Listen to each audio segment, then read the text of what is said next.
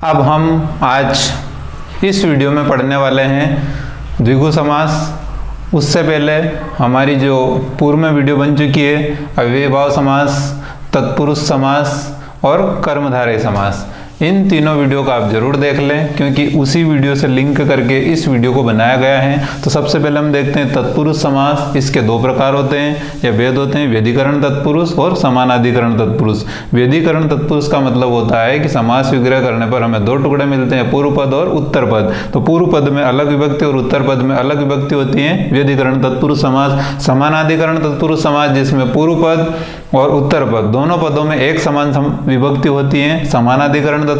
और इसी का दूसरा नाम हमारा कर्मधारय समास रहता है। इससे मतलब ये है कि इसमें दोनों पदों में विभक्ति समान रहेगी। इसी का अगला भाग द्विगु समास। तो द्विगु समास में भी दोनों पदों में विभक्ति हमारी समान रहती हैं। इन दोनों के बीच में जो अंतर होता है वो सिर्फ होता है संख्यावाचक। अगर किसी कर्मधारय का पूर्व पद संख्यावाचक हो तो वह द्विगु समास कहलाता है। इस अंतर के द्वारा हम इसको समझ सकते हैं। तो आगे हम इस वीडियो में देखने वाले हैं सूत्र, परिभाषा, उदाहरण, 20 उदाहरण कम से कम, और इसके प्रकार कि द्विगु कितने प्रकार का होता है, यह सब हम इसी वीडियो में आगे देखने वाले हैं। तो सीखते हैं अब।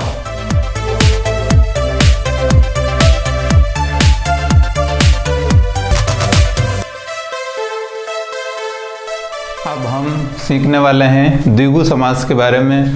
द्विगु समास में सबसे पहले सीखते हैं सूत्र संख्या पूर्वो द्विगु। इसका अर्थ होता है अर्थात जिस समास का पूर्व पद संख्यावाचक हो और उत्तर पद संज्ञा हो। हमने अभी सीखा है कि कर्मधारय का अगर कोई पद संख्यावाचक होता है तब भी वह द्विगु बन जाता है। अब हम इसके सीखते हैं कुछ नियम।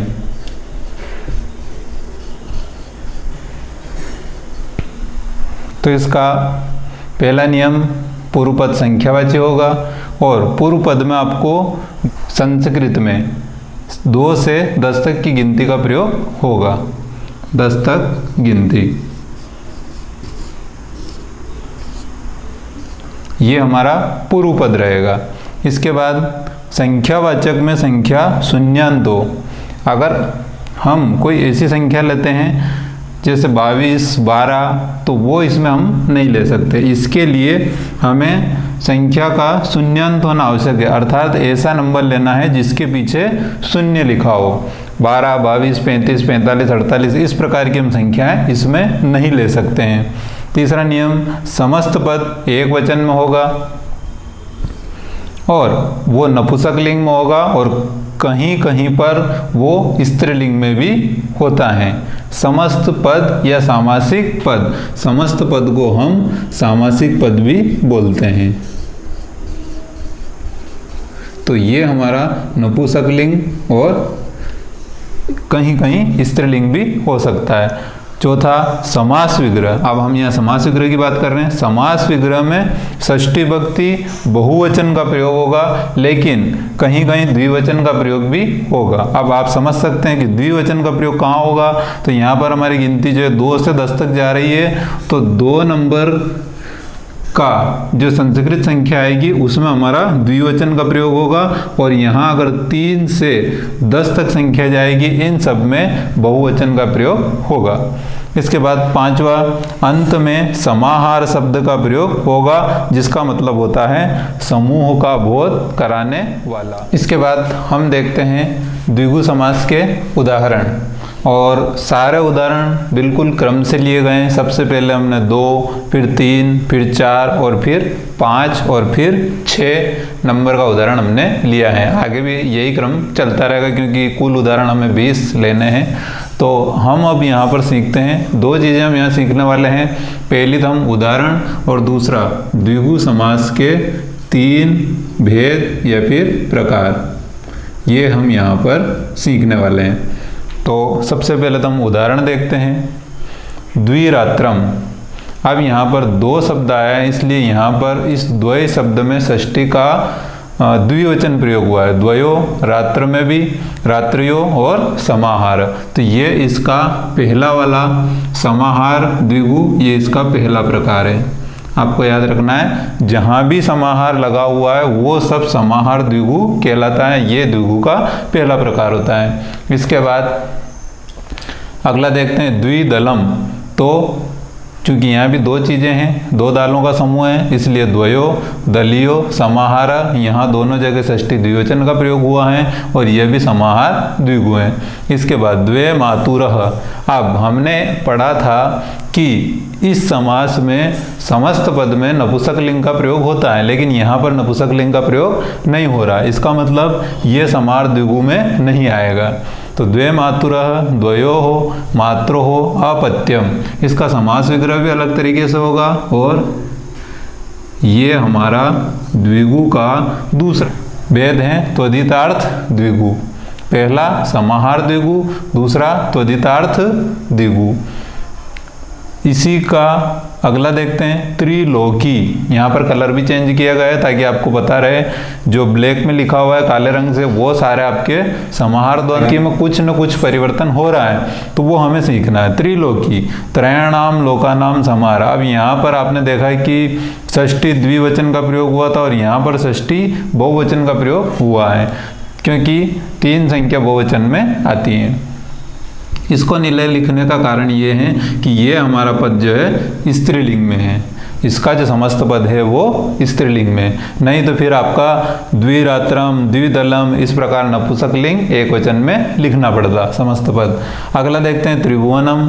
तो ये सिंपल है, जैसा ये है ऐसा ये है, केवल यहाँ पर षष्ठी बहुवचन है। त्रयाणाम भुवनानाम समाहार, त्रिपथ त्रयाणाम पथनाम समाहार, चतुर्युगम चतुर्णाम युगानाम समाहार। चतुर्फलम, तो आप चतुर को इस प्रकार बिंदी भी लगा सकते हैं ऊपर, और म हलंत वाला भी लिख सकते हैं। युगा नाम तो फला नाम, तो ये बिंदी का जो हमारा म बनेगा, और समाहार ये यहाँ इन दोनों में सीखा है। पंचामृतम पंचनाम अमृताम समाहार। पंच में आप पंच इस प्रकार बिंदी से और इस प्रकार पंच लिख सकते हैं। इसके बाद पंचवटी, तो पंचानाम वटानाम समाहार। इसमें क्या स्पेशल है, इसमें भी ये स्पेशल है कि ये भी आपका स्त्रीलिंग है। तो हमारे स्त्रीलिंग के यहाँ पर 2 पद हो चुके हैं। अगला हम देखते हैं पंचगौ धनः। पंच गावः धनम यस्य सह। तो ये आपका रहेगा तीसरा द्विगु का तीसरा प्रकार। पहला प्रकार हमारा समाहार द्विगु, दूसरा त्वदितार्थ द्विगु और तीसरा उत्तर पद द्विगु। इसके बाद षण मातुरः, षणाम मातृणाम अपत्यम युमान। ये भी आपका त्वदितार्थ द्विगु, अर्थात ये जो दूसरे नंबर का यहाँ आया था ये भी आपका दूसरे नंबर के भेद से ही लिया गया है। तो इस वाले पार्ट में हमने सीखा कि द्विगु के 3 भेद होते हैं, कौन कौन से होते हैं, उनके एक उदाहरण भी इसमें लिए गए। और यहाँ पर 2 चीज़ें सीखने को मिली, नपुंसकलिंग एक वचन में समस्त पद हैं और कहीं कहीं हमें स्त्रीलिंग में भी समस्त पद देखने को मिला। हम देखते हैं द्विगु समास के अन्य उदाहरण। तो यहाँ पर 3 भेद हम सीख चुके हैं। षड ऋतु, तो षडानाम ऋतूनाम समाहार। सप्तऋषयः, सप्तानाम ऋषीणाम समाहार। सप्ताह, सप्तानाम अहानाम समाहार। आप यहाँ ये तीनों वर्ड देखेंगे तो ये हमारे यहाँ पर पुल्लिंग में चल रहे हैं, अर्थात यहाँ पुल्लिंग का प्रयोग भी हुआ है। इसके बाद अष्टाध्यायी, अष्टानाम अध्यायानाम समाहार। इस लाइन को देख करके आपको पता चल रहा होगा कि यहाँ पर ये स्त्रीलिंग में प्रयोग हुआ है। इस प्रकार हमारे पास 2 पहले त्रिलोकी, पंचवटी और तीसरा ये है अष्टाध्यायी। 3 स्त्रीलिंग के पद भी इसमें आए हैं। इसके बाद नवरात्रम, ये नवानाम रात्रिनाम समाहार, इसको स्त्रीलिंग में नहीं गिने जाएंगे। अगला है दशाब्दी, दशस्य दशानाम अब्दानाम समाहार। 10 सहस्त्र सेना, दशस्य दशानाम सहस्त्र सेनानाम समाहार। शताब्दी, शतस्य शतानाम अब्दानाम समाहार। इस प्रकार हमारे 20 उदाहरण हुए। इनको आप, ये बहुत ही महत्वपूर्ण उदाहरण हैं, इनको आप जरूर प्रैक्टिस करते रहें। इसके साथ ही आप वीडियो को लाइक करें, अगर इसमें कोई कमी हो तो कमेंट ज़रूर करें, और जिसको इसकी ज़रूरत हो उसको ज़रूर आप शेयर करें। बहुत बहुत धन्यवाद। हेलो फ्रेंड्स, सबसे पहले हमें एंड्रॉयड मोबाइल में यूट्यूब सर्च करना है। यूट्यूब सर्च करने के बाद यहाँ सर्च बार में हमें लिखना है मैथ्स का हलवा। मैथ्स का हलवा टाइप करने के बाद हमें सर्च बार से सर्च करना है। तो हमें सबसे पहले एक पेज खुलेगा, इस पर हमें जो फ़ोटो दिखाई दे रहा है इस पर टच करना है। इस पर टच करने के बाद फ़ोटो के जस्ट साइड में सब्सक्राइब रेड कलर से या लाल कलर से लिखा हुआ है, उसको आपको टच करना है। जैसे हम टच करते हैं सामने बेल आइकन का बटन आ जाता है। बेल आइकन के बटन को पुश करने पर हमें 3 ऑप्शन मिलते हैं, ऑल, पर्सनलाइज्ड एंड नन। हमें ऑल पर इसको रखना है। अगर आप इतना सारा करते हैं तो आपको हमारे चैनल से मिलने वाली सभी वीडियो सबसे पहले आपको प्राप्त होगी। धन्यवाद।